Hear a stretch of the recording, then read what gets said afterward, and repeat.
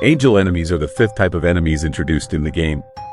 The first encounter with angel enemies is in Into the Future Chapter 1, Madagascar, with the first angel enemy being an angel doge, also known as Gabriel.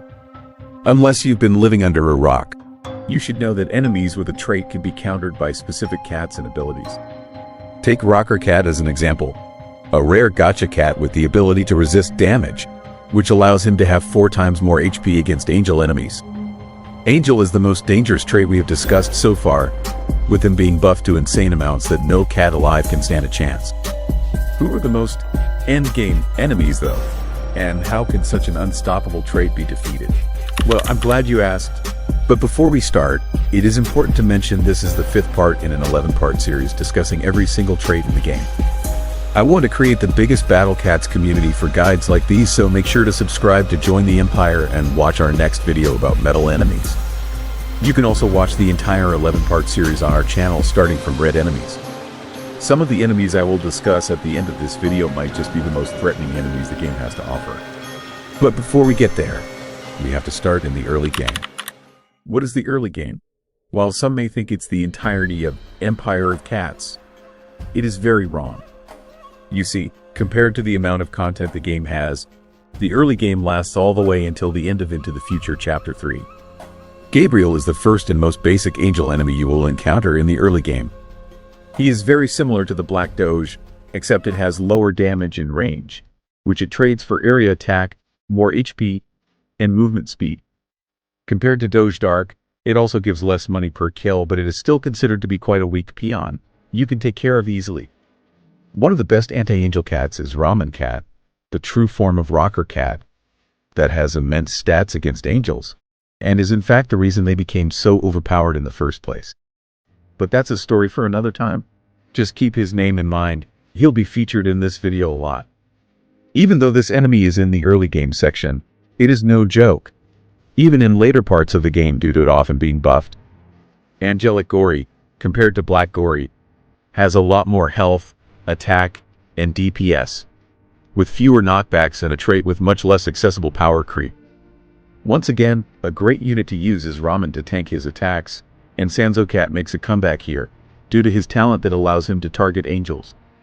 It might be a small investment, but it's one of the best talents in the game, because it allows angels to be much easier to handle. In case you don't have access to talents yet, you can use more general crowd control units like Mushroomcat, or even try an anti-angel super rare like Juliet. Our next enemy is Angelic Sleipnir, another infamous angel that is well known because of his high pushing power and annoying knockback ability. He's best countered by using cats that outrange him to damage him from afar, and using meat shields to stall him, like Ramen Cat, who has a knockback resistant talent specifically made for Sleipnir, although it's not needed. Sanzo Cat and Juliet won't be effective here due to his low range and survivability, but you may keep on using Ururun to try and knock him back. The final enemy for the early game is Sunfish Jones, a huge fish that acts as a generic backroom in most stages. However, his 1.2 million health pool is nothing to scoff at. Make sure you're careful while dealing with it and try to not push too hard, else you might lose all your units. Taking it down is not too big of a problem since it's meant to be supported, but using units that have a decent amount of range as well as using tanky meat shields such as, you guessed it, Ramen should do the job. So yes, these are just the early game angels and they are still terrifying as heck. Now that we're done with this warm-up, let's see what the mid and end game has to present. The mid game is usually considered to be until the end of Cats of the Cosmos 3, which most players have failed to complete. But the brave souls who completed this part of the game are aware of the dangerous angel enemies it has to present. Maria is an angel variant of Calamari who you might remember from our previous videos. However, this enemy is nothing like Calamari, with its completely insane 108k damage dealt per hit, and her multi-hit, which makes her have 3 attacks, each dealing 36k damage. Luckily, these are single target attacks. This enemy is one which Ramen Cat actually does not work well on, making it harder to use on pure angel stages that have a Calamaria, but he's still broken. Due to Kala having a single target attack, even with her multi-hit, spamming tons of meat shields could do the job.